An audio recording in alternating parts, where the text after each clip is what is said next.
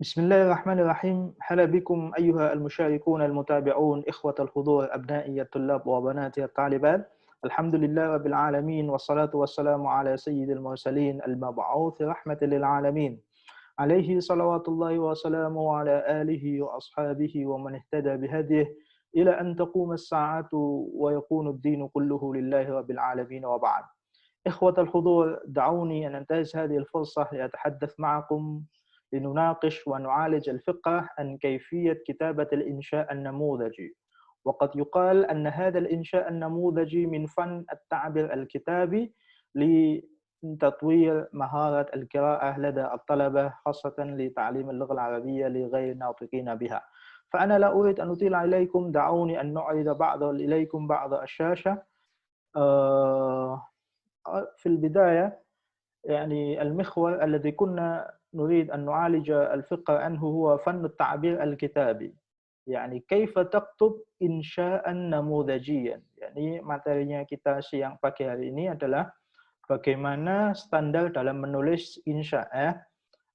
Ini saya dapatkan dari beberapa tutorial YouTube dan beberapa buku terkait pengembangan kompetensi menulis atau mengarang dalam bahasa Arab. Intinya standarnya atau minimalnya itu seperti ini.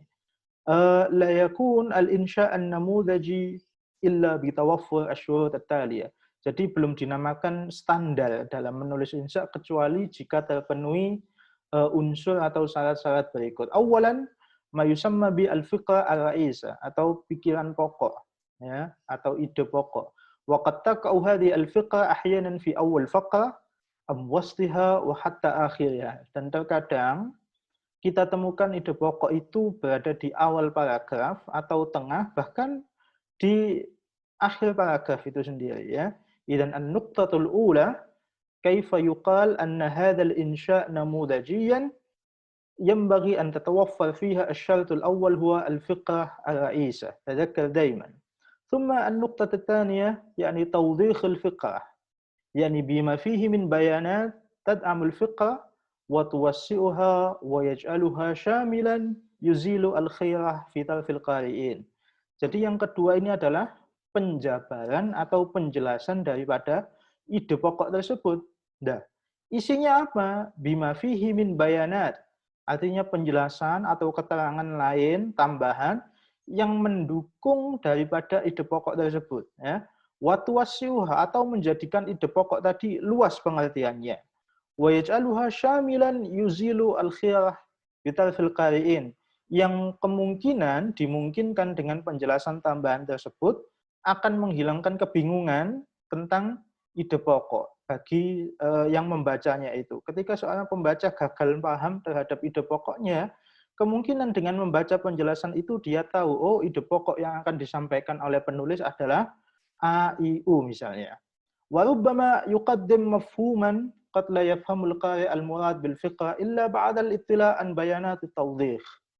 Atau kemungkinan si pembaca pada awalnya dia belum mampu memahami apa sih yang dimaksud dengan ide pokok tersebut kecuali dia telah memahami penjelasan atau penjabaran daripada keterangan yang kita namakan dengan poin kedua yaitu tawdihul fiqh. إذن الشرط الأول هو الفقه الرئيسة والفقه الثاني هو توضيح الفقه.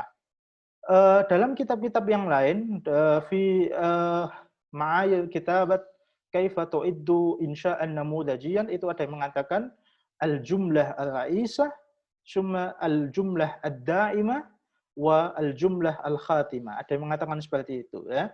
Tapi kita buat versi lain yang tidak sama persis tapi intinya sama, ya. Wa an-nuqtatu tsalitsah huwa al-khatimah aw al-istintaj. Atau kalau saya simpulkan namanya closing statement, ya. Yuqaddimu fiha al-katib jawaniba qad takunu lil qari' ibratan fi hayati. Jadi closing statement-nya apa?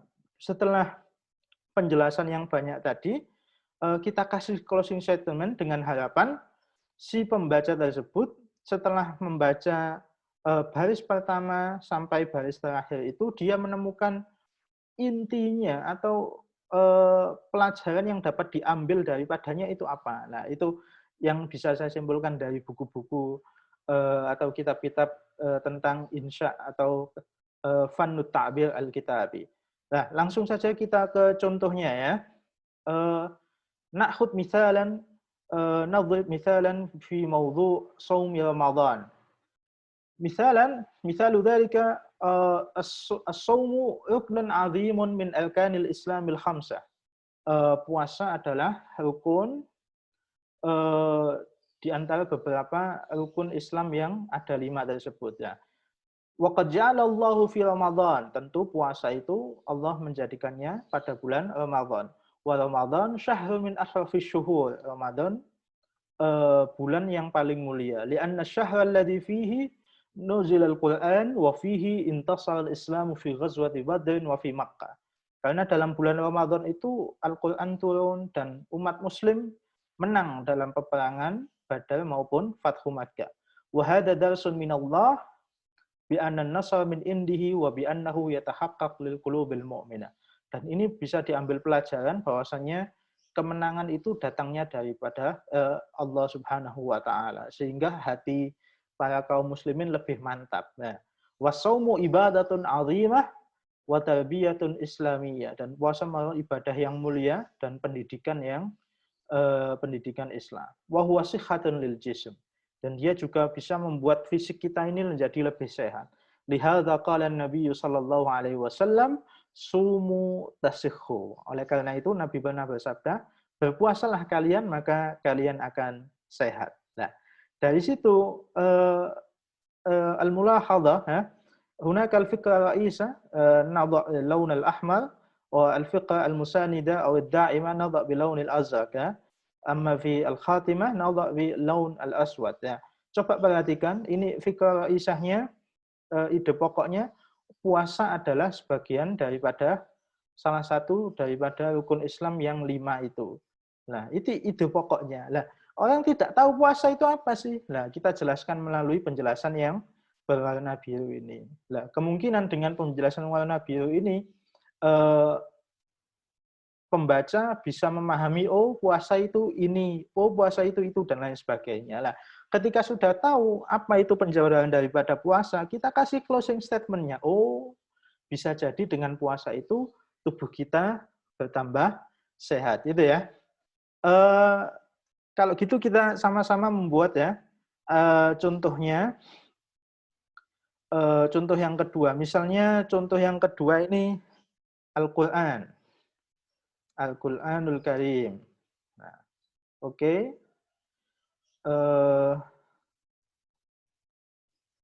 Contoh yang kedua, nadrib misalan tsani ala fi mawdu' Al-Quranul Karim.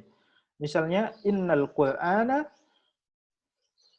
kitabun samawiyyun 'azim. Nah, ini kita buat ide pokoknya, kita taruh di pertama. Sesungguhnya Al-Quran merupakan kitab Allah yang mulia, atau kitab di antara kitab-kitab langit, atau dinisbatkan ke Allah Subhanahu wa taala, di antara kitab-kitab Allah yang mulia. Nah, setelah itu orang belum paham Al-Qur'an itu apa sih? Nah, kita jabarkan dengan al-jumlah al-musanida atau al-jumlah ad-da'imah. Contohnya, waqad ja'alahullahu dusturan lil muslimin. Nah, ini contohnya ya. Contoh selanjutnya, nazala bihil ruhul amin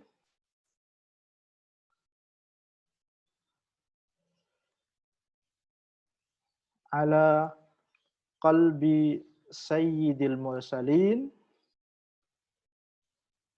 Nah, biasanya dalam ayat Al-Qur'an ada kata-kata bilisanin arabiyyin mubin. Bilisanin arabiyyin mubin. Yuhdihim, biasanya Al-Qur'an itu yuhdihim ila tariqil mustaqim, karena mereka sering dengar ihdinas siratal mustaqim ya. Mustaqim. Yuhdihim ila siratil mustaqim. Biasanya kalau yuhdi itu menunjukkan gunanya untuk menyelamatkan ya. Contohnya wa yunjihim minal mahaliki halak ya. Halak itu kerusakan, atau kita kasih sinonimnya wal mafasidi ya. Al-Quran tidak hanya itu, tapi juga menjadikan petunjuk juga ya. Wa yurshiduhum ila ahsan ahsani thoriq. Karena thoriq sudah disebutkan di depan, maka kita ganti ya. Ila ahsani halatin. Wa yunfi anhum, mungkin dengan Al-Quran itu seseorang bisa kembali dari yang salah ke yang benar, atau yang dari yang sesat ke yang benar. Anhum ad-dhalalata. Ad-dhalalata. Fakana kitaban, Al-Quran itu sifatnya inna nahnu nazzalna al-Qur'ana wa inna lahu lahafizun. Nah, karena itu dari ayat itu maka kita jabarkan, bisa kita kasih masukan lain ya. Fakana kitaban khalidan mahfuzan minat tahyiri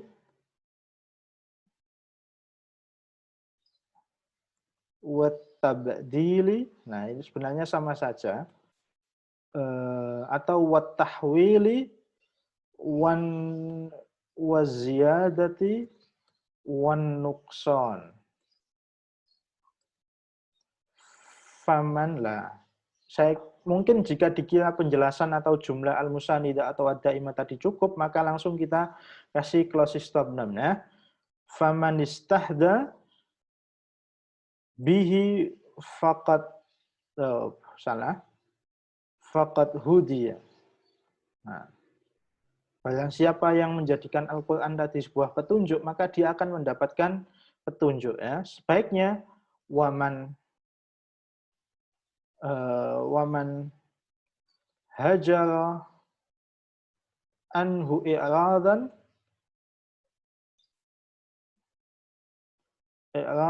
artinya barang siapa yang berpaling darinya, artinya dia menjauhi Al-Quran. Mungkin biasanya yang kita sering dengar faqad dhalla dhalalan mubinan. Nah, syufuna innal Qur'ana kitabun samawiyyun 'adzim. Mungkin ini bisa kita jadikan bisa kita jadikan al-fiqh al-ra'isah. Selanjutnya waqad ja'alahu, sampai ini kita bisa jadikan ini al-fiqh al-musanida. Amma binisbah man istahda bihatihi faqad hudiya. Barang siapa yang memberikan Al-Quran sebagai petunjuknya, maka dia akan mendapatkan petunjuk. Dan barang siapa yang sering meninggalkan dan lalai membaca Al-Quran, maka dia sungguh sangat tersesat dengan ya pokoknya sangat tersesat lah, seperti itu ya. Intinya kita nggak bahas maknanya, kita bahas bagaimana cara menulis sebuah paragraf yang standar ya, yang menurut para al-muhtamin, al-khubara fi majal ta'lim al-lugha al-arabiyyah li ghairi natiqin biha. Saya kira itu ya materinya kali ini. Fannu ta'bil al-kitabi kaifa taktub namudajan insya'iyyan. Jadi nanti tugasnya kita akan membuat seperti ini pada pertemuan selanjutnya. Oke, saya kira tutup. Nashkurukum ala husnil insat wal mutaba'ah. Wa dumtum muwaffaq wa dumtum fil qimmah. Tamaniyati daiman lakum bil taufiq wa najahi daiman. Assalamualaikum warahmatullahi wabarakatuh.